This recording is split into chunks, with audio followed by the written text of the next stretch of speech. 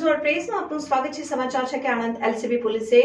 મોગર ગામ નજીક પાર્ક કરેલ એક કન્ટેનરમાં ફેવિકોલની આડમાં સંતાડેલ વિદેશી દારૂની 4188 નંગ બોટલો સાથે હરિયાણાના શખ્સને ઝડપી પાડ્યો। આણંદ તાલુકાના મોગર ગામ નજીક આવેલ બાલ અમૂલ ચોકલેટ પ્લાન્ટના સર્વિસ રોડ ઉપર પાર્ક કરેલ ટાટા કંપનીમાં બંધ બોડીના container truck number MH04 JK 6477 Fevicol બોક્સની આડમાં વિદેશી દારૂનો જથ્થો સંતાડેલ હોવાની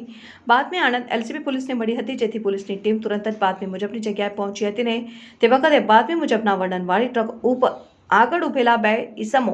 પોલીસને જોઈ જતા ભાગવા લાગ્યા હતા અને દરમિયાન પોલીસે પીછો કરીને બે પૈકી એક ઈસમ હારિસ જમાલુદ્દીન લુહારને પકડી લીધો હતો, જે બાદ પોલીસે ટ્રકના કન્ટેનરમાં પાછળનો દરવાજો ખોલી તલાશી લેતા તેમાં ફેવિકોલ કંપનીના પુઠ્ઠાના બોક્સ તથા ફેવિકોલ કંપનીની પ્લાસ્ટિકની ડોલ હતી, જે હટાવીને જોતા કન્ટેનરના વચ્ચેના ભાગમાં ભારતીય બનાવટની વિદેશી દારૂની 4188 નંગ બોટલો મળી આવી હતી।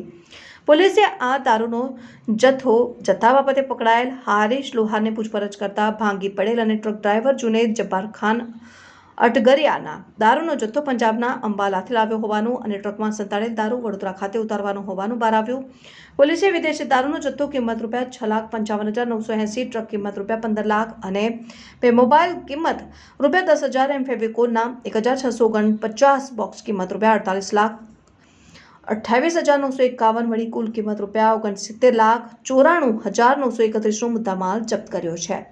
પકડાયેલા હારિસ જમાલુદ્દીન લુહાર તેમજ ભાગી છૂટેલ જુનેદ જબ્બાર ખાન